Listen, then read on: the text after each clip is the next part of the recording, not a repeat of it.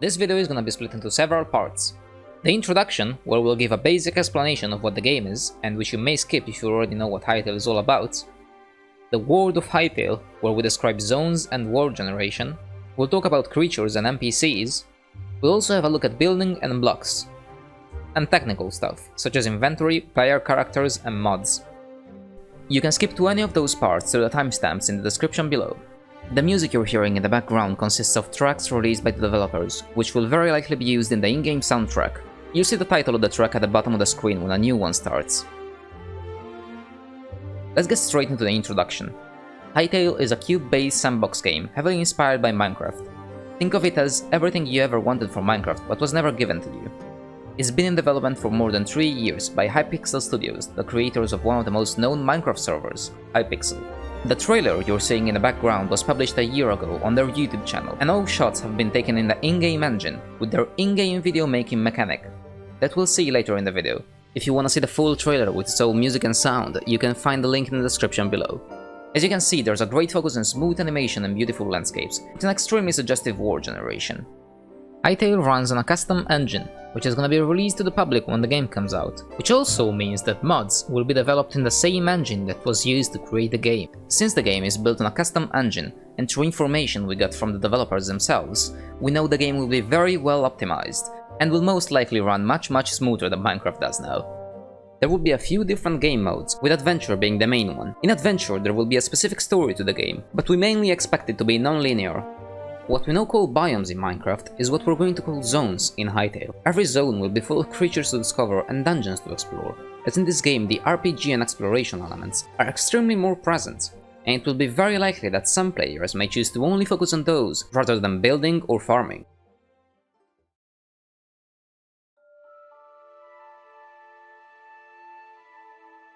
This piece of concept art depicts 4 of the zones that make up the planet of Orbis, which is where the bulk of Hytale's storyline takes place. Each zone is unique, and each has its own set of biomes. Even the underground structures change with each zone. This is a view of Zone 1, with biomes such as forests, lakes, hills, and ravines. Each zone will have its own set of blocks and distinct content, including furniture, creatures, plant, and weather. Zones have different coastal features, with different biomes for the shoreline. This is a mountainous coast in Zone 3, and this is a sandy beach in Zone 2. These unique elements continue underwater. If you venture far enough from land, you'll encounter the ocean shelf, a sudden drop off the edge of each zone that leads to the deep ocean, which is pretty much a zone by itself. Beyond the oceans, there's the infinite lands. Hytale's storyline won't take you that far, but the world generation will make sure there's always something beyond the edges of the world. World gen applies to the underground as well, with caves and dungeons. Caves will be an important source of crafting resources, and are entirely procedurally generated based on the zone-specific rules. Dungeons are made up of different chambers and encounters joined by passageways, often with a final room with great rewards inside. As far as a year ago, the Hytale team had already created 3,785 prefabs, which include trees, rocks, ruins, buildings, and special encounters. Some of those only appear once in every world. Here is a concept art for a prefab, a portal dungeon. Those teleport you to a specific encounter, where you'll be limited in the amount of blocks you can break, and you have to use all the skills you have to overcome these challenges. What you'll find on the other side can widely vary. Here's an example of that. The Temple of Gaia, a portal dungeon, and the Garden of Elements, one of its parts. Prefabs in Hytale can also combine with each other in unexpected ways, which creates even more variety. The world gen will also be fully customizable by content creators, and you'll also be able to build and share your own prefabs and dungeons, as well as blocks, environment, or even custom NPCs. This is concept art for some points of interest in Hytale, and here's the Earth Stone Circle in-game. The actual use of these circles gameplay-wise is still a mystery. These kind of landmarks will adapt to the terrain that they spawn on, to look as naturally fitting as possible.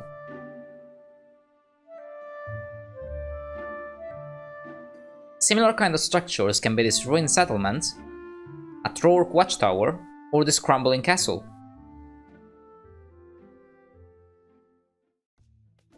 What we have next is a visual tour of Zone 3.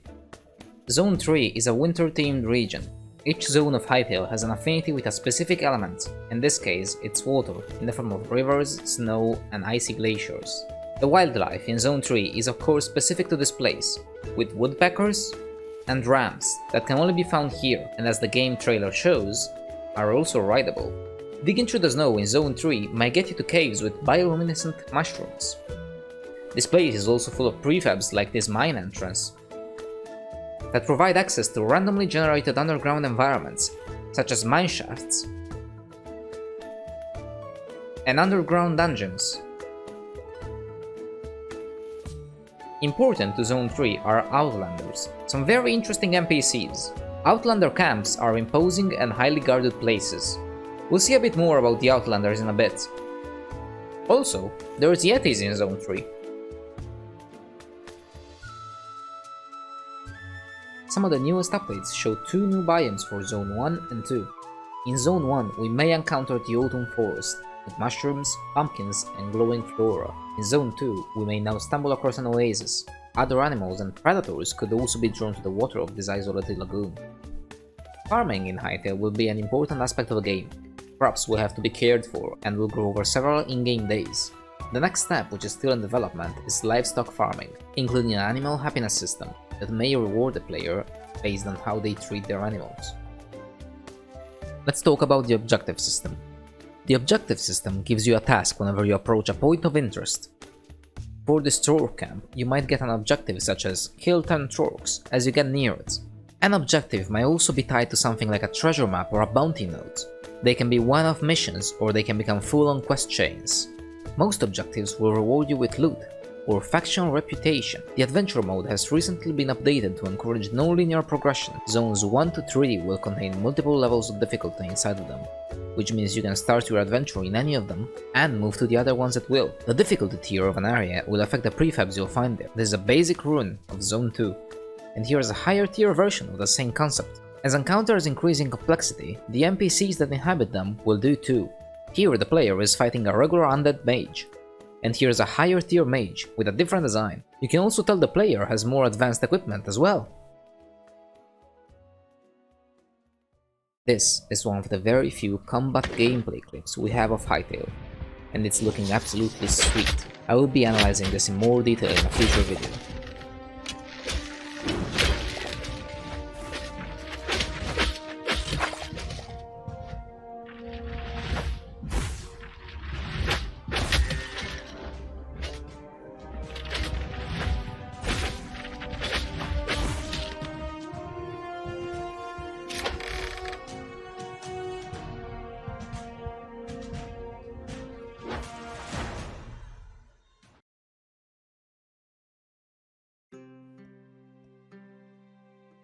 Here's a look at the Quebecs, one of the friendly factions of Hytale. Quebecs start as seeds, and they grow old until they transform into actual trees at the end of their life. From this tree, new seeds will be born. These are Trorks, one of the early enemy factions. Each type of Trork also behaves and fights differently. A lot of other factions in Hytale work in the same way. Animals are a key way to create a sense of interactivity. Not only will you be able to hunt, domesticate and raise animals, but they will interact with each other too. These saber-tooths, for example, are hunting with pack tactics. Animals will behave in intuitive ways. Chicks, for example, will follow the mother around. Aside from the factions, the game will also have independent and feral monsters. There will also be boss encounters that will spawn in specific environments. You will need not only good gear, but also specific strategies to defeat them. Let's now take a look at Hytale's wildlife. Here we can see a grizzly bear. Bears live in Zone 1 forests and are highly territorial creatures. They become defensive when approached, but won't attack unless provoked. Even then, they will only chase you until the end of their territory. If wounded, they will look for a place to sleep and rest. Frogs are an example of ambient life, a small creature that makes a zone livelier and more diverse. Ducks can be found in shallow water and they're another type of ambient creature. In addition to feeding, animals will also turn their heads to look at one another, which helps give them personality. Here's a few other examples of creatures of Zone 1.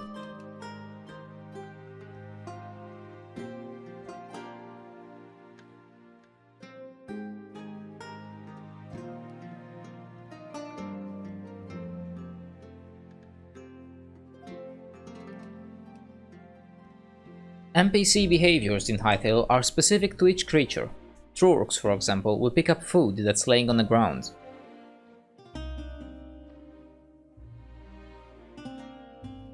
Or wake up and reach a dry spot if it's raining.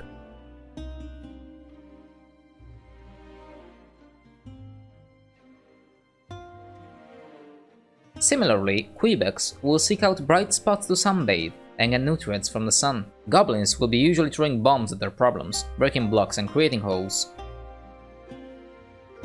Let's have a look at some monster designs. This is a skeleton archer from Zone 1.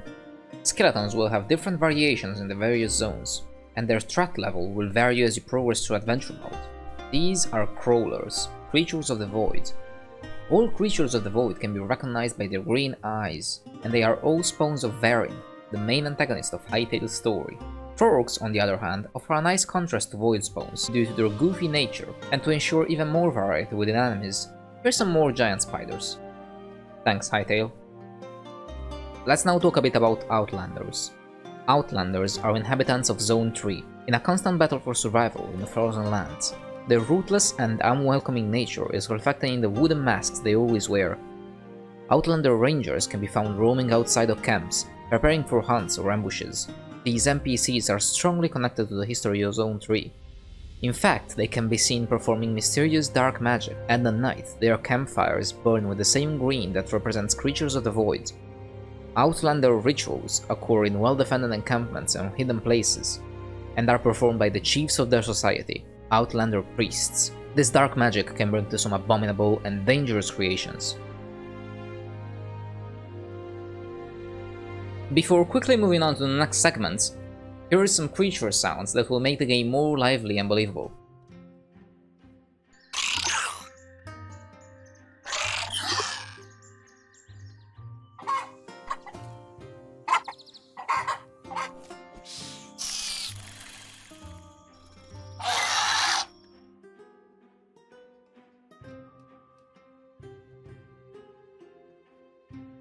Let's get into building with blocks in Hytale. These 4 blocks are all derived from the same basic stone material. In this case, we can see how many things we can create just after quartzite. This game has vertical slabs. Thank God. You can also attach beams to the center of blocks and place them horizontally. We also have wall blocks, pillars, and rooftops. There's also decorative 3D elements like ivy.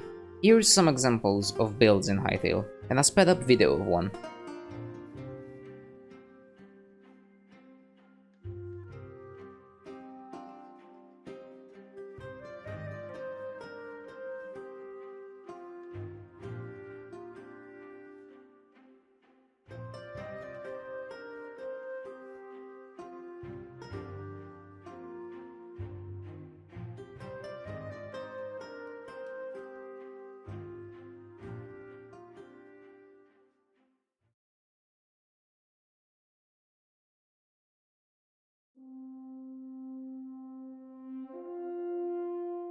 This is a screenshot of an early version of the launcher and the main menu, with modular character customization. The map will be part of the menu, and will be a 3D render of the world instead of a 2D representation.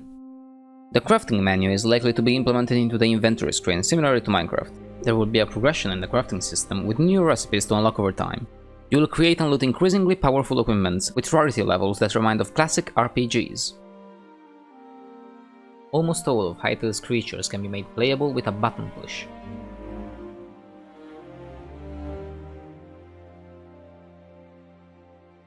An attachment system makes it so that they can even equip weapons and armor, and perform actions they wouldn't normally do. These changes can work for single player, groups, or even entire servers.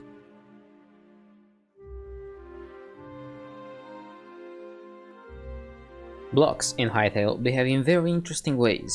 Every texture has RGB levels associated with it, which means we can have the same block with a completely different tint. In this case, the tint of the grass is shifted to blue as you walk into the forest, to create a sense of mystery. Blocks also have transition textures that connect them in a more natural looking way. Blocks can also have separate models connected to them, like in the case of ores, which protrude from the stone. All blocks can be submersible, or waterlogged, by default. The leaf blocks in Hytale aren't just simple cubes. They are composed of 3 intersecting textures that have a random amount of rotation assigned to them, which gives them a very natural feeling. There's also ambient animation, like grass moving when you walk through it, and particle effects, which, keep in mind, right now are not final. There's a very high amount of animated interaction with the environment, to the point where doors have a specific and smooth animation for opening and closing. Now this is one of the latest news for Hytale, the addition of shadow mapping, pretty much integrated shaders. Shadows reflect the exact shape of creatures, including weapons and gear. As you can tell, real-time shadows can help produce some really nice atmospheric effects. Water effects have also been added. For example, you can see the waving of the water and the reflection of the trees in this picture. Underwater caustics help create a very immersive effect beneath the waves. There's also beautiful sun shafts that shine through the trees and cave entrances. Finally, here is an indoor area, with light rays casting the shadow of the window on the wall.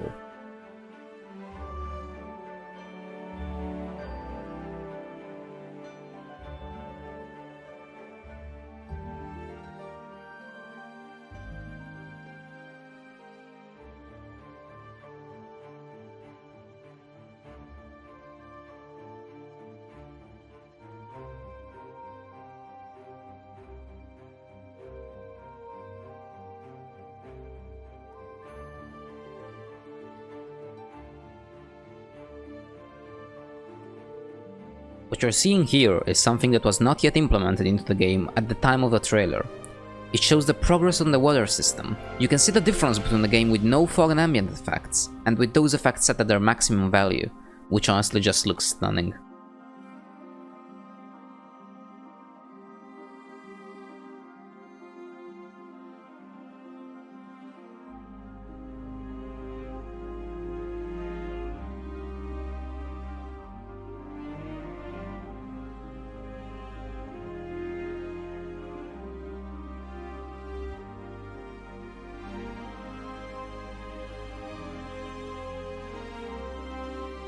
Here's a closer look at the custom software the team uses to develop the game, and that will be released to the public for the creation of mods. The Hytale model maker uses boxes and planes to create all objects within the game. This makes it really easy to get started, and you don't have to already be a modeler to be able to use the program intuitively. The model maker also has a very straightforward animation suite. An important point to be made here is that the way this animation suite works is very similar to how you would animate a character for a cinematic, which means that we can be fairly sure that all animations seen in videos and trailers will be in the game as well, given that it will take an extremely similar amount of time to animate something for a video or for the game itself. So if they animate something for a cinematic, they may as well have it already in the game.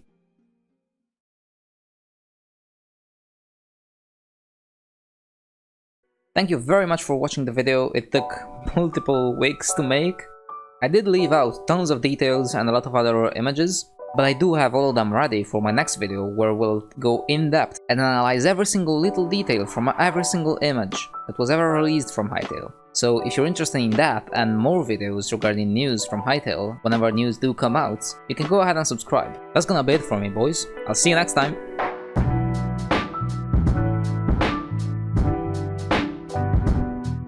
Oh, look, a bunny!